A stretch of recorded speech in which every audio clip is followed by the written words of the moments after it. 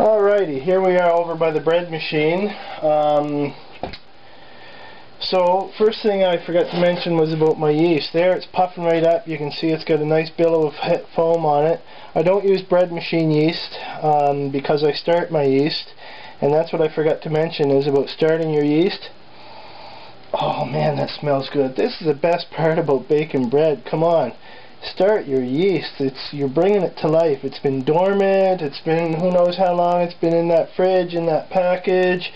It's coming to life, and it's, you know, fulfilling its life's destiny just for you, and it wants to put on a little display for you first here. So that's what got me into making beer, actually, was making bread. It's just the yeast. Starting the yeast, it smells so good when it's fermenting and it's getting going. It's lively. This is getting in touch with your food here.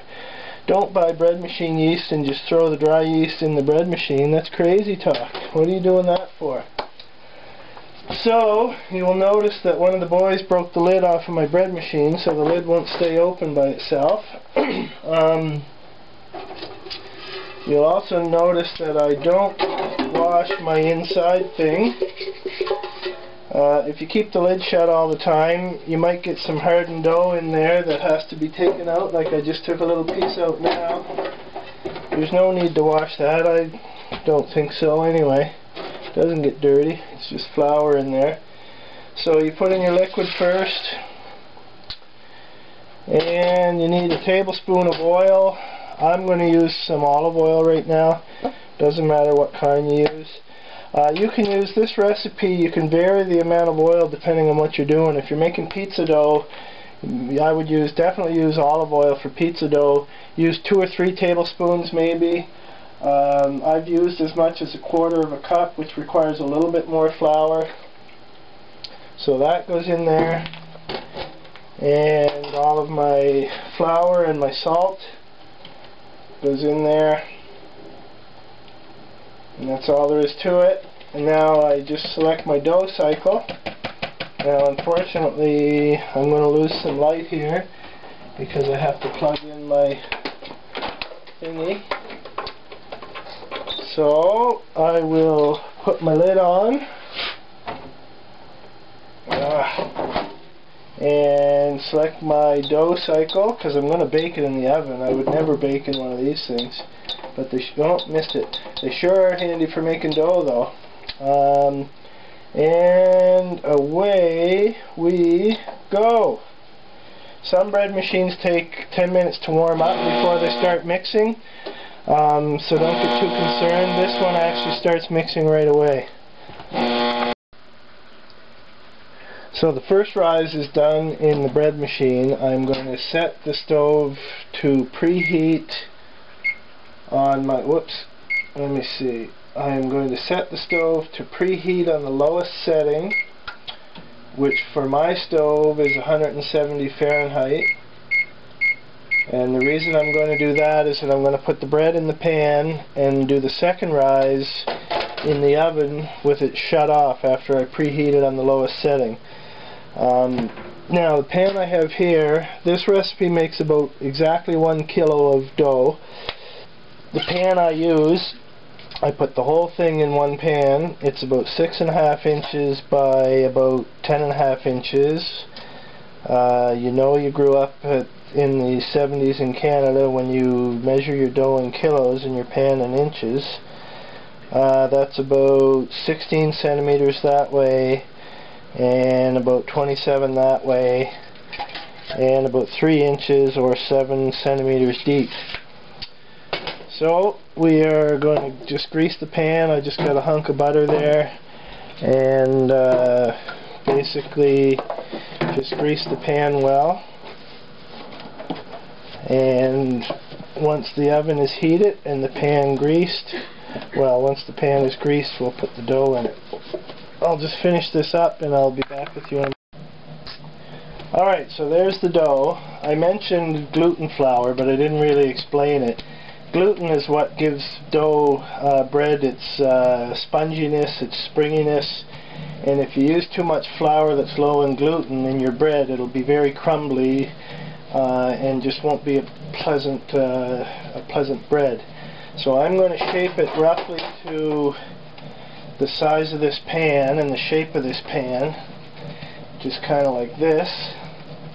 You can push it in there like that. I like to pre-shape it a little bit first.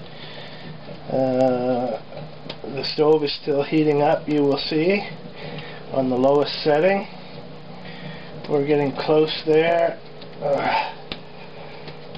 One of these times I'll make some French bread to show you how that goes. Alright, so we just put this in the pan, punch it down the rest of the way. Try to even it out as much as possible so we'll have an even loaf and even rise. So it's going in basically like that. There, my stove is hot enough, so I will turn it off. And you can see this only goes about halfway up in the pan. That's the entire dough. I want to get it stretched out here well, because it will spring back into shape. And it will rise to fill the pan no matter what I do pretty much here, but the better I can even it out now, the more even of a loaf it will be when it does rise up. So that's going in the oven right now. I'm going to set my timer for 30 minutes and just check it at 30 minutes. 31, I don't like even numbers. 31's a prime number. Set it for 31 minutes. In it goes, and we will check back when that beeps. Okay, so there's a half an hour. It is just barely over the top of the pan. That's not risen nearly enough yet. So I am going to let it go for probably another 15 minutes and see where we are by then. Alright, there's 15 more. That's still not where I'd like it, so I'm going to give it maybe another 10 minutes, maybe 15 to make it an even hour. Okay, there's an hour. That's a lot better. Just hold on a second, I'm going to take that out. When I take it out, it's going to be very careful, because if you bump it or smack it, you might cause it to fall. So that's risen pretty good. I am going to now set my stove for 350. Let it preheat, and then I'm going to bake it for 40 minutes. I've found that 40 minutes is just about perfect for this recipe when you're doing it in one pan. If you were splitting this into two pans, it would be a much shorter time. I would guess 30 minutes would be a good place to start, but I have not tried that. So when that heats up, I will throw it in the oven.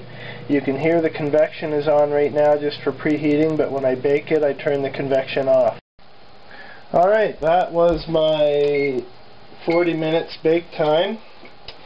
I need another oven mitt here. We'll get that out of here, and the big question always is, how do you know if it's done? I have seen every manner of voodoo on the planet on determining how bread is done. You knock on it and listen if it's hollow. You stick a stick in it. You do this, you do that. That's all a bunch of voodoo. You might as well shake a bag of bones and dance around a fire. Thermometer. Let science do your work for you. Stick it in there. Let me see. 188, 191, 195. If it's over 195, I call it done. And it has never failed me since I learned this trick a couple of years ago. I was one of the voodoo guys. I've tried every manner of voodoo. 201 degrees Fahrenheit. That is just about perfect. Not overbaked in the least. And we're taking that bad boy out of there. Should come out just that easily if you've greased the pan correctly. Oh man, that smells good. I'm going to put it on this rack, and I don't know, there's the thing that I had. And it's very hot. Normally I would want to cool, let it cool. You can see it's 10:15. That's late for me. I got to get up at 5 o'clock to get my ass kicked at Aikido. So I want to get to bed. I don't want to leave it just cool open overnight because it could get really crusty on the outside. So if I just wrap it, it should allow it to cool properly without condensation, and also not get all crusty on the outside. So good night all, and I'll see you in the morning.